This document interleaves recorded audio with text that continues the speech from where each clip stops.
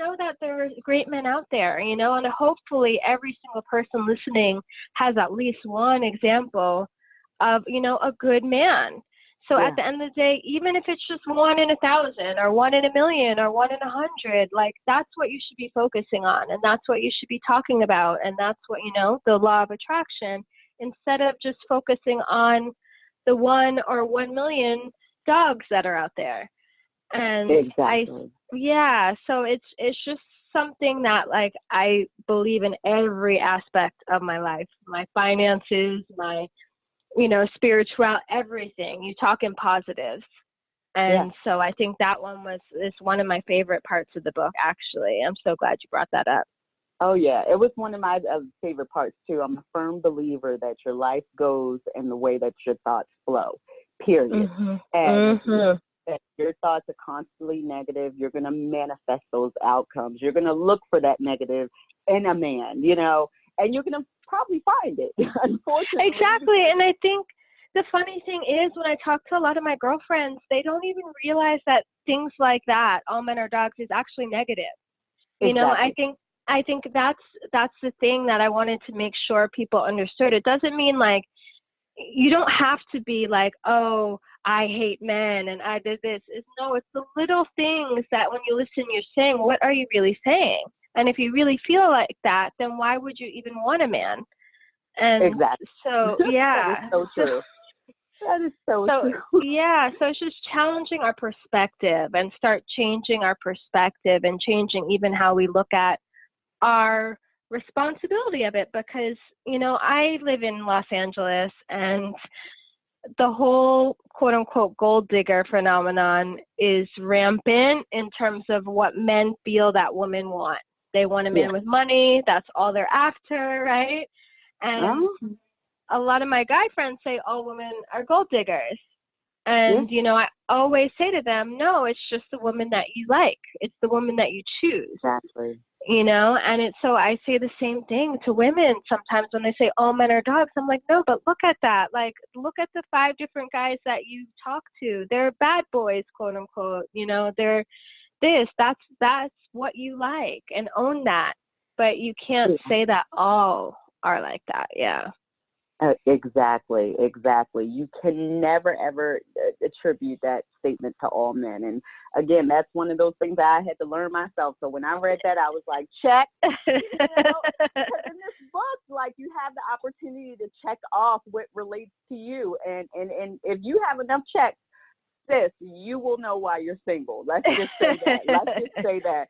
So, yeah, you mentioned also that a lot of us should work on our souls, our inner being, instead of our look so much. And I know that in today's society, it's so much pressure on us women to look good. As I'm aging, I'm about to be 37.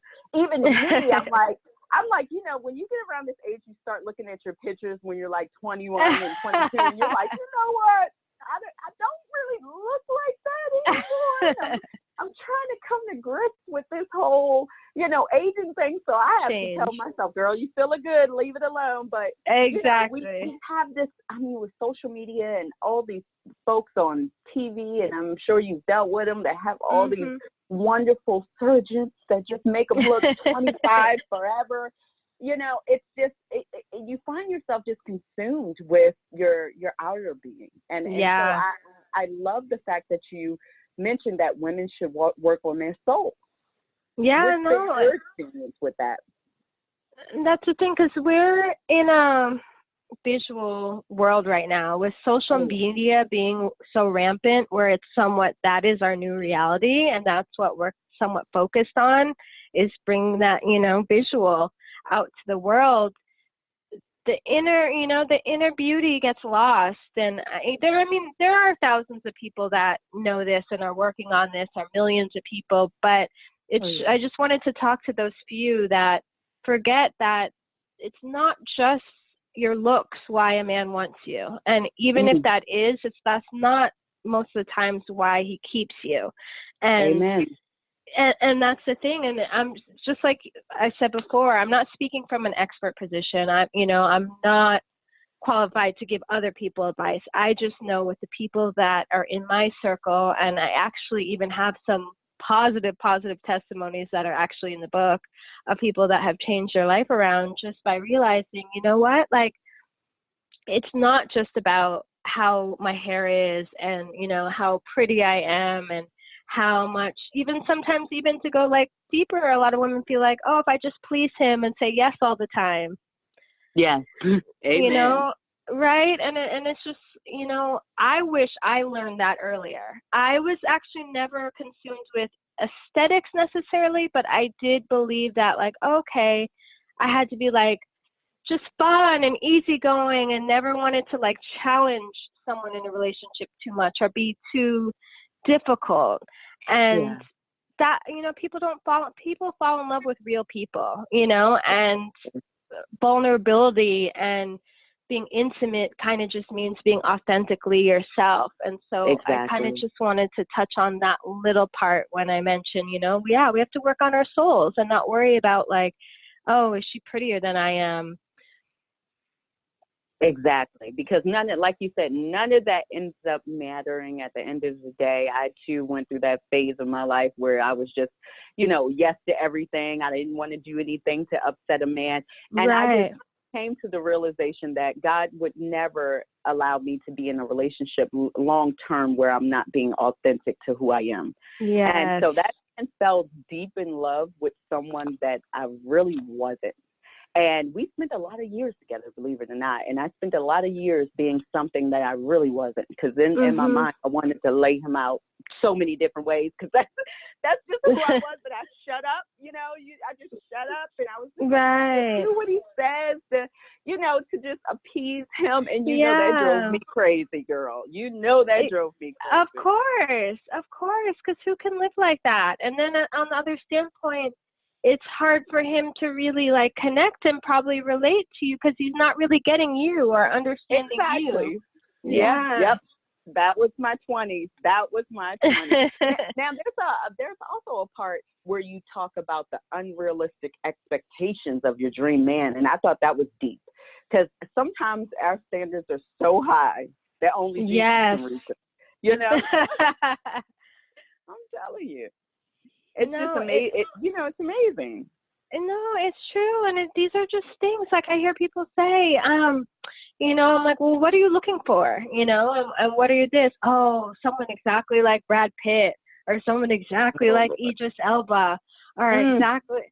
And it's always sometimes these diamond, you know, like 1% top, like best looking men in the world is what, you know, and I'm all for setting your sights high. You know, I say don't even shoot for the sky. Like I say heaven's the limit. So I understand that mentality of kind of somewhat wanting the best, but it's also too, why is that the best? Why is Idris Elba the best? It goes to the same thing when you probably have some great men at your work or, you know, at, you know, your gym or, you know, that you've been friends with for a decade that's really there for you, that sometimes that should be the top or the pinnacle or, you know, and I think in that same bit in the book I mentioned, like, because it's intertwined with even money. A lot of women aspire to a super rich man, you know, and it goes back to, at a certain standpoint, stability is what we should be striving for. And the construction workers are extremely stable. You know, why not look for that instead of necessarily a basketball player? Exactly. And that's probably why you alluded to the next part that I wanted to talk about when a lot of women complain about my type doesn't like me. Right. Change your type, right? Because like you said, if this is what you're after and you only have your goal on that, then you need to expand a little and not overlook the very men that you find just like uninteresting. And even me, like I say, I always attribute everything that I go through, and I always talk about it. I'm very open about it because I was that girl where, you know, I was just used to a certain lifestyle. And once I stopped looking for that and stop worried about, oh, how good he dressed and how Right. much he keeps himself up. And I was like, I realized that there were men who were just average guys that come home on time, you know, they're consistent. And I'm like, oh my gosh, what was I doing? You know, it's like my type had to change. No, it's so true. And it's just little life experiences. I remember I was working at a department store when I was in college. And one of my coworkers, she was actually a manager of a department. She was telling us a story one day, and she was like, oh, the love of my life. And, you know, then she was talking later, and she was like, yes, the love of my life, blah, blah, blah, blah. And then it wasn't until the end of the conversation that I realized this woman is married, and who she was talking about, the love of her life, was not her husband. And wow. Yeah. And so I asked her, I was like, wait a second. I was like, did you marry the love of your life, or is this someone from your past? She was like, no.